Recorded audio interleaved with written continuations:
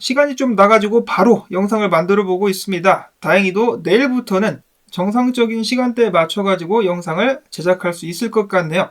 자, 그동안에 암호화폐 시장이 올라가면서 상승을 해주면서 많은 분들을 기분 좋게 만들어 줬었을 것 같은데요. 상승이냐 조정이냐를 두고 많은 의견이 갈렸었는데 비트코인 도미넌스가 꼬꾸라지기 시작하더니 알트코인들을 중심으로 다시 한번 상승세가 쭉쭉 이어지고 있습니다.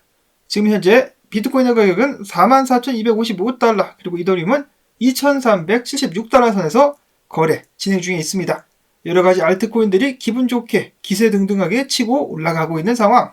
달러가 약간 반등했는데 달러 그까짓 거 반등하든지 말든지 나의 길을 가고 있는 비트코인. 그리고 미국 증시 같은 경우는 일제히 소폭 상승함으로써 장이 마감이 되었었습니다. 이어서 미국 소식 먼저 살펴보도록 하겠습니다. 미국 경제 이야기가 나왔을 때마다 지겹도록 들었었던 그 문구가 있었죠. 미국의 강력한 노동시장. 이번에도 강력한 노동시장이 언급됐다라고 하는데요. 지난달 미국의 노동지표를 봤을 때 비농업 부분에서 19만 9천 개 일자리가 증가하면서 전문가들의 예상을 훨씬 더 뛰어넘었었습니다. 실업률 같은 경우도 3.9에서 3.7%까지로 하락하면서 노동시장에 견고함을 보여주었다. 그래서 미국 경제의 연착륙 가능성이 더욱더 올라간 것이 아니냐라고 매체에서는 보도를 하고 있는데요.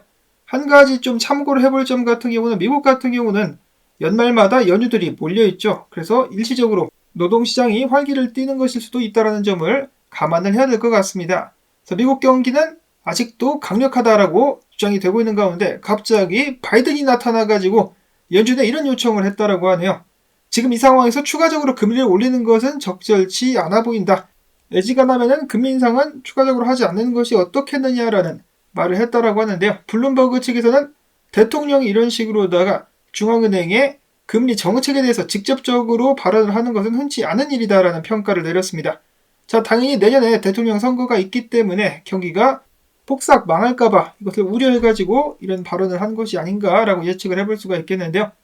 경기가 정말로 강력하다면은 바이든이 이런 식으로 발언을 할 필요가 없지 않았을까라는 생각이 들기도 합니다.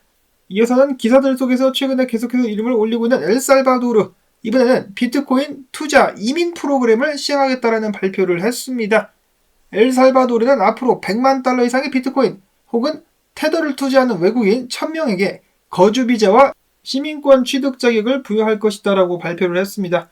몇 년 전까지만 해도 범죄의 온상이었었던 엘살바도르가 이제는 투자자들을 유치하고 있는 상황. 세상 일은 모른다 라는 생각 다시 한번 해보고요. 다음으로는 트위터의 창업자이자 열렬한 비트코인 팬 잭 도르시의 비트코인 하드웨어 지갑이 공개 및 판매 단계까지 다다르면서 지금 프리세일 사전 구매 예약을 받고 있다는 소식이 나왔습니다. 해당 지갑 같은 경우는 95개국에 비트코인 전용 지갑으로서 판매가 될 예정인데요. 약간의 논란이 되고 있는 점이 있는데 해당 지갑은 3개의 키 중에 2개를 형성하게 되며 마지막 3번째 키 같은 경우는 비트키, 비트코인 지갑 회사의 서버에 저장이 된다라고 합니다. 3번째 키 같은 경우는 고객이 전화기만 사용하여 거래하는 것을 확인하고 전화기나 장치 또는 둘 다 분실했을 경우 지갑을 복구하는 데 사용될 것이다 라고 이야기를 해주고 있는데, 자, 논란이 될 만하죠. 비트키가 개인 사용자들의 지갑을 언제든지 마음껏 복구할 수 있는 그런 권한을 가지게 된다.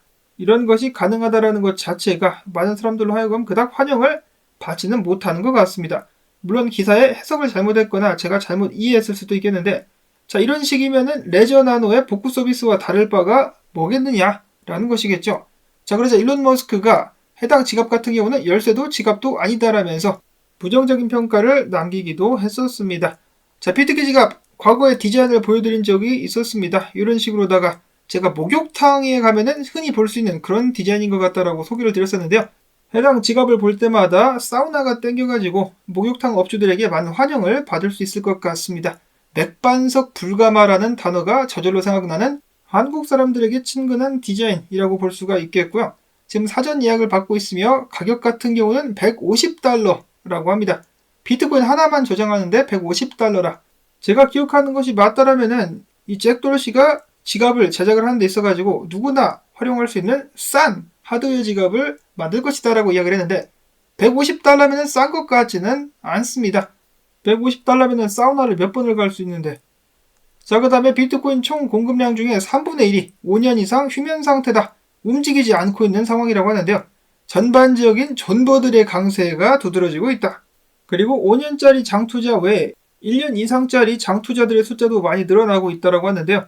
그쵸, 웬만큼 비트코인에 대해서 이해를 하는 사람이라면 장투 물량을 가지고 있을 수밖에 없습니다. 장투 물량 따로 제껴놓고 단타를 치든지 하는 것이 정석이라는 것이겠죠. 최근에 솔라나의 가격 상승을 정확하게 맞췄었던 라울 파리 형님 같은 경우는 내년에 비트코인이 10만에서 20만 달러까지 도달할 확률을 60%로 예측하기도 했었습니다. 최근에 비트코인의 강세가 더더욱이 내년에 대한 기대를 높게 만들고 있는 상황. 그 다음에 얼마 전에 비트코인이 크게 조정받을 수 있다고 이야기를 했었던 알리 마르티네즈 분석가는 비트코인의 지표, 비트코인의 실현 가격, 온체인 취득가를 봤을 때 해당 가격이 장기 보유자 실현 가격 지표를 웃돌고 있다더라라고 이야기를 하면서 이런 경우가 과거에 3차례 발생을 했었는데 그때마다 비트코인은 어떤 모습을 보여줬었느냐? 한 번은 12,736% 떡상, 그 다음으로는 4,474% 떡상, 마지막으로는 819% 떡상을 한 바가 있었다라고 합니다. 자, 물론 이런 식으로다가 상승률이 좀 줄어들고 있긴 한데 사실 많이 줄어들고 있긴 한데 그래도 같은 패턴이 반복되게 된다면 비트코인 가격이 지금부터 떡상할 수 있지 않겠느냐. 그 다음에 찰리라는 분석가는 희망으로 한번 돌려볼까. 저번에 불장 때 이런 식으로다가 상승한 후에 슈퍼 떡상이 또 이어졌었는데 이번에도 그렇게 될 수 있으면 얼마나 좋겠느냐. 이어서 분석가 투얼 같은 경우는 비트코인이 이대로 쭉 상승하면서 52,000달러 수준까지 상승해가지고 단기 고점을 찍고 내려오게 될 것이다 라는 예측을 하기도 했었습니다. 그 전까지 큰 폭의 조정은 없을 것이다 라는 것인데요. 이 정도까지 비트코인이 일자로 쭉 상승할 수 있다면 사람들의 희망 회로 및 환희가 미친듯이 솟구치게 되지 않을까라고 예상을 해볼 수가 있겠습니다. 그 후에 강한 조정이 나오게 될 수 있겠다. 그러나 한 가지 참고를 해야 될 것은 제가 저번 영상에서 공유했었던 분석인데 분석가 위즈 같은 경우도 잘 맞추는데요. 44,000달러 선을 완벽하게 뚫고 올라갈 수 없다면 쌍봉을 그리면서 큰 조정 단계에 들어가게 될 수도 있다는 것이죠. 이런 식으로다가 그 다음에 큰 반등이 따라오게 될 수 있다고 이야기를 했었는데 일단 쌍봉을 찍지 않으려면 더블탑을 찍지 않으려면 해당 구간을 완벽하게 뚫고 올라가서 안착하는 모습이 나와줘야 될 것 같습니다. 자, 과연 비트코인 크리스마스가 성큼성큼 다가오고 있는 가운데 어떤 모습을 보여주게 될 것인가. 이어서는 알트코인 및 기타 소식들 보도록 하겠습니다. 정신병자 날강도 SEC가 최근에 이런 발표를 했는데요. 바이낸스가 법무부랑 합의를 하지 않았었습니까? 무려 43억 달러 벌금을 내는 것으로 합의를 했었는데 SEC 게리 겐세이 팀은 뭐라고 했느냐? 아, 그래? 그거는 법무부 일이고 우리는 합의를 하든지 말든지 바이낸스의 소송을 이어가게 될 것. 말 그대로 돈을 더 뜯어낼 것이다 라고 이야기를 했습니다. 돈과 권력에 환장한 사이코패스 SEC. 그들을 응징해줄 사람 어디 없나? 아, 답답합니다. 다음으로 최근에 17달러 선을 돌파했었던 체인링크 스테이킹 버전 0.2가 활성화되자마자 사람들이 몰려들면서 몇 시간 만에 소진, 스테이킹 물량 완전 오링 났었다라고 하죠. 그만큼 체인링크에 관심을 갖고 있는 사람들이 많다라는 것을 다시 확인을 해볼 수가 있었다라고 하고요. 폴리곤의 공동 설립자는 최근에 이런 발표를 했습니다. 이더리움 레이어2 네트워크들이 많이 있죠. 대표적인 예로 옵티미즘, 아비트럼, GK싱크, 폴리곤도 여기에 하나라고 볼 수가 있겠습니다만 이런 이더리움 레이어2 네트워크들을 통합할 수 있는 폴리곤 2.0 크로스체인 프로토콜을 완성할 것이다 라고 발표를 했습니다. 내년까지 이런 목표를 설정한 것인데요. 이것이 현실화될 경우 매틱의 가치도 따라서 많이 올라가게 되지 않을까 생각을 해보고요. 이어서는 알트코인 차트를 몇 가지 보도록 하겠는데 앞서서 말씀을 드렸다시피 비트코인 도미넌스가 정을 뚫고 올라가는 듯 해가지고 사람들을 긴장하게 만들었으나 갑자기 엎어지면서 정 아래로 내려오며 가짜 상승을 만들어내면서 알트코인들에게 최근에 힘을 실어주기 시작했습니다.